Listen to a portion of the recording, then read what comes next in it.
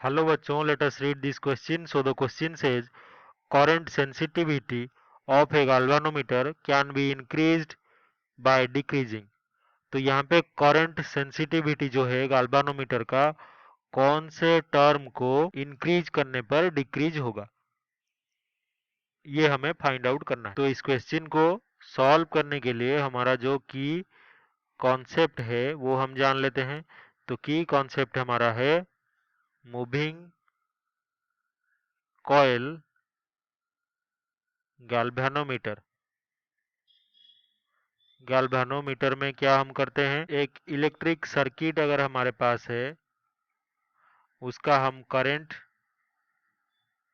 या फिर voltage measure करते हैं। तो हमें ये पता है जो सेंसिटिविटी होता है मूविंग कॉइल गैल्वेनोमीटर का, यानी कि हम लिख सकते हैं current sensitivity is equals to deflection कितना कॉज हो रहा है, डिफ्लेक्शन डिवाइडेड बाय करंट।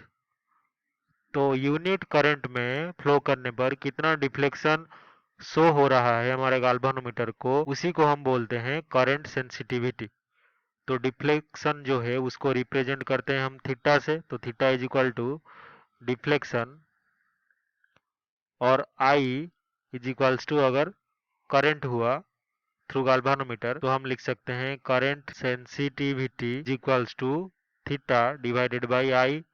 और थीटा डिवाइडेड बाई आई हमें पता होता है क्या है, number of turns N into magnetic field B into area of each coil A divided by K. तो के यहाँ पे क्या है, रिस्टोरिंग जो टॉर्क है per unit twist of the suspension string. तो यहाँ पे क्लियरली जो करंट सेंसिटिविटी है हम लिख सकते हैं current sensitivity is inversely proportional to 1 divided by K, और where k is equals to torsional constant. तो दोनों टर्म्स जो हैं वो इनवर्सली प्रोपोर्शनल होने के कारण एक टर्म को अगर हम इंक्रीज कर दें दूसरा ऑटोमेटिकली डिक्रीज कर जाएगा। तो हम लिख सकते बाय डिक्रीजिंग, तो अगर हम टॉर्सनल कांस्टेंट को डिक्रीज कर दें, torsional constant current sensitivity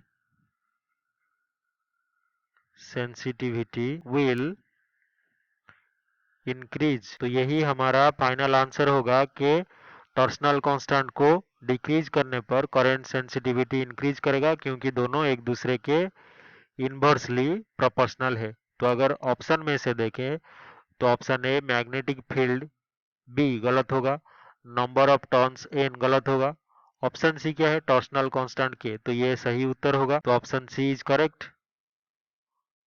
option D क्या है एरिया, तो एरिया भी गलत होगा। I hope you have understood this explanation well. Best of luck.